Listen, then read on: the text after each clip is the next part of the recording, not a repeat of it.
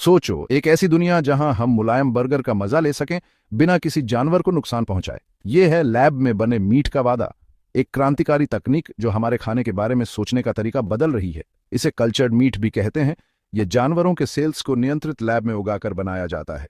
पहला lab grown burger 2013 में दुनिया के सामने आया था और तब से अब तक इस इंडस्ट्री ने बहुत तरक्की कर ली है।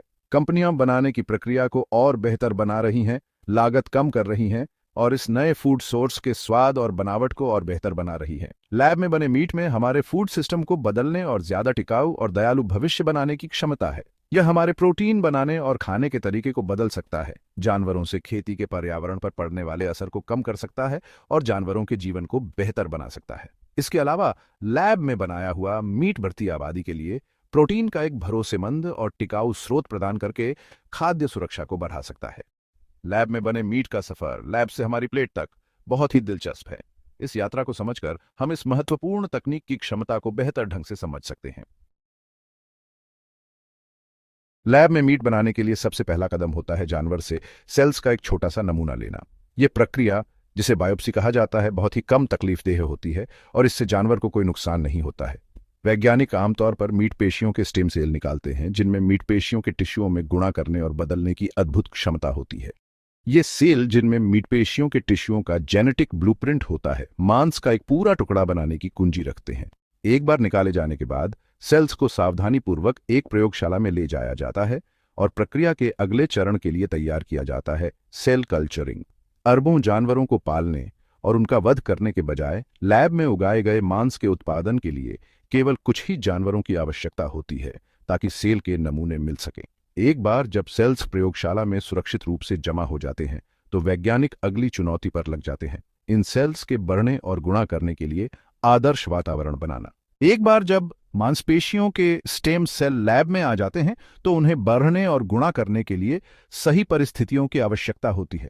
सेल्स को पोषक तत्वों से भरपूर एक तरल पदार्थ में रखा जाता है, जिसे कल्चर मीडियम कहा जाता है। जैसे ही सेल माध्यम में पोषक तत्वों का उपभोग करते हैं, वे विभाजित होते हैं और गुणा करते हैं। कोशिकाओं को एक विशिष्ट तापमान और आर्द्रता पर रखा जाता है। यह प्रक्रिया के अगले चरण की ओर ले जाता है, जहां सेल्स को बायोरिएक्टर में स्थानांतरित किया जाता है। बायोरिएक्टर लैब में उगाए गए मांस के उत्पादन का सबसे अहम हिस्सा होते हैं। ये जटिल बर्तन एक नियंत्रित वातावरण प्रदान करते हैं, जो एक जानवर के शरीर के अंदर की स्थितियों की नकल करता है, जिससे सेल बढ़ते हैं और मीट पेशियों के टिश्यूओं में विकसित होते हैं। सेल के विकास के लिए अनुकूलतम स्थिति बनाने के लिए बायोरिएक्टर तापमान, पीएच और ऑक्सीजन के स्तर को सावधानीपूर्वक नियंत्रित करता है। बायोरिएक्टर सेल को धीरे से हिलाता भी रहता है। यह सुनिश्चित करता है कि वे समान रूप से वितरित हों और पर्याप्त पोषक तत्व प्राप्त करें। यह निरंतर गति कोशिकाओं को आपस में चिपकने से रोकती है और एक समान ऊतक संरचना के निर्माण को बढ़ावा देती है। जैसे ही सेल बायोरिएक्टर के भीतर बढ़ते हैं और गुणा करते हैं, उन्हें संरचना और समर्थन प्रदान करने के लिए किसी चीज की आवश्यकता होती है। यहीं पर मचान काम आते हैं, जो कोशिकाओं को संलग्न करने और बढ़ने के लिए एक ढांचा प्रदान करते हैं। सेल्स को पोषक तत्व प्रदान करना महत्वपूर्ण है, लेकिन उन्हें मांस के संरचित रूप में विकसित होने के लिए एक समर्थन प्रणाली की भी आवश्यकता होती है। यहीं पर मचान काम आते हैं। मचान त्रिआयामी संरचनाएं हैं, जो कोशिकाओं को संलग्न करने, बढ़ने और खुद को व्यवस्थित करने के लिए एक ढांचे के रूप में कार्य करती है। निर्माणाधीन इमारत के चारों ओर लगे मचान की तरह एक मचान के बारे में सोचें। इसी तरह लैब में उगाए गए मांस के उत्पादन में मचान कोशिकाओं को बढ़ने और मीट पेशी फाइबर बनाने के लिए संरचनात्मक अखंडता प्रदान करते हैं। मचान विभिन्न सामग्रियों से बनाए जा सकते हैं, जिनमें खाने योग्य पौधे आधारित पदार्थ या यहां तक कि विकेंद्रीकृत पशु ऊतक भी शामिल हैं। जैसे जैसे सेल मचान पर बढ़ाते हैं और गुणा करते हैं, वे वास्तविक मांस की संरचना की नकल करते हुए मीट पेशी फाइबर का एक नेटवर्क बनाते हैं। वैज्ञानिक लैब में उगाए गए मांस के स्वाद, बनावट और समग्र गुणवत्ता में सुधार के लिए लगातार नई मचान सामग्रियों पर शोध और विकास कर रहे हैं। बायोरिएक्टर के भीतर हफ्तों तक वृद्धि और विकास के बाद संवर्धित ऊतक कटाई के लिए तैयार हो जाता है। इस प्रक्रिया में बायोरिएक्टर से जुड़े मांस के साथ मचान को सावधानीपूर्वक हटाना शामिल है। काटे गए ऊतक मीट पेशियों की एक पतली शीट के समान को फिर किसी भी शेष कल्चर माध्यम या मचान सामग्री को हटाने के लिए संसाधित किया जाता है। ये इस स्तर पर है कि लैब में उगाया गया मांस मांस के उन परिचित कटों जैसा दिखने लगता है जो हम किराने की दुकानों में देखते हैं। फिर काटे गए ऊतक का गुणवत्ता के लिए निरीक्षण किया जाता है और यात्रा के अंतिम चरणों के लिए तैयार किया जाता है। एक बार कटाई के बाद लैब में उगाए गए मांस को उसके स्वाद, बनावट और रूप को बढ़ाने के लिए और अधिक प्रसंस्करण से गुजारा जाता है। लक्ष्य एक ऐसा उत्पाद बनाना है जो न केवल टिकाऊ और नैतिक हो, बल्कि आकर्षक और स्वादिष्ट भी हो।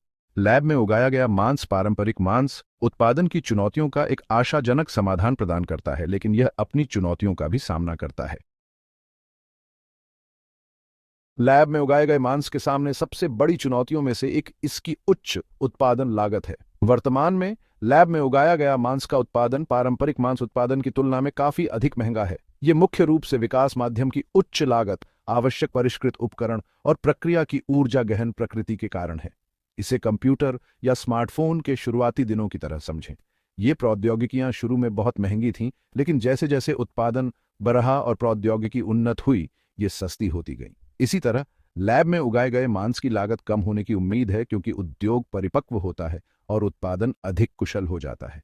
कंपनियां और शोधकर्ता अधिक कुशल बायोरिएक्टर विकसित करके, विकास माध्यम का अनुकूलन करके और वैकल्पिक प्रोटीन स्रोतों की खोज करके उत्पादन लागत को कम करने के लिए सक्रिय रूप से काम कर रहे हैं।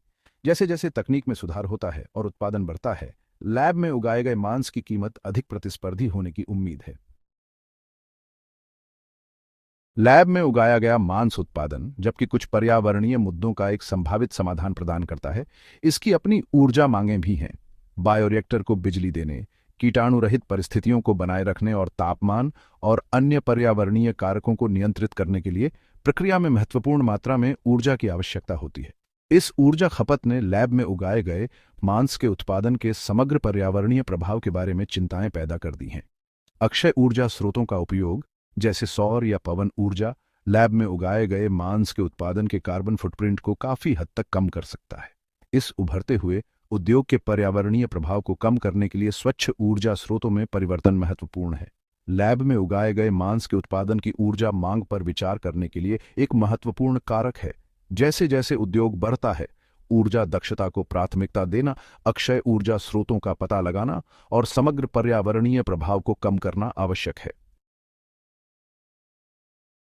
जनता की धारणा लैब में उगाए गए मांस की सफलता को प्रभावित करने वाला एक प्रमुख कारक है। जहां कुछ उपभोक्ता इस नई तकनीक को अपनाने के लिए उत्सुक हैं, वहीं अन्य अभी भी संशय में हैं। लैब में उगाए गए मांस के स्वाद, बनावट, सुरक्षा और स्वाभाविकता के बारे में चिंताएं आम हैं। इन धारणाओं पर काबू पाना और उपभोक्ता विश्वास का निर्माण लैब में उगाए गए मांस की व्यापक स्वीकृति के लिए महत्वपूर्ण है। पारदर्शी संचार, जन शिक्षण अभियानों और कठोर सुरक्षा परीक्षण के माध्यम से उपभोक्ता चिंताओं को दूर करना आवश्यक है। लैब में उगाए गए मांस के नैतिक और पर्यावरणीय लाभों को उजागर करने से भी जनता की राय बदली जा सकती है। अंततः उपभोक्ता की स्वीकृति स्वाद, कीमत, पहुंच और प्रौद्योगिकी में विश्वास जैसे कारकों पर निर्भर करेगी। जबकि लैब में उगाया गया मांस पारंपरिक मांस की तुलना में संभावित स्वास्थ्य लाभ प्रदान करता है, जैसे कि जीवाणु संदूषण का कम जोखिम और वसा सामग्री को नियंत्रित करने की क्षमता, दीर्घकालिक स्वास्थ्य प्रभाव काफी हद तक अज्ञात हैं। यह एक अपेक्षाकृत नई तकनीक है और मानव स्वास्थ्य पर इसके संभावित प्रभाव को पूरी तरह से समझने के लिए और अधिक शोध की आवश्यकता है। लैब में उगाया गया मांस एक खाद्य क्रांति के शिखर पर खड़ा है, जो पारंपरिक मांस उत्पादन से जुड़ी कई नैतिक, पर्यावरणीय और स्वास्थ्य संबंधी चिंताओं का एक संभावित समाधान प्रदान करता है।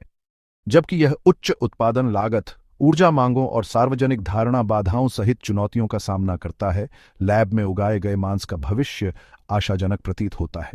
जैसे जैसे प्रौद्योगिकी आगे बढ़ेगी, उत्पादन लागत कम होने की उम्मीद है, जिससे लैब में उगाया गया मांस उपभोक्ताओं की एक विस्तृत श्रृंखला के लिए सुलभ हो जाएगा। निरंतर अनुसंधान और विकास से बेहतर स्वाद, बनावट और पोषण मूल्य प्राप्त होगा, जिससे इसकी अपील और बढ़ेगी।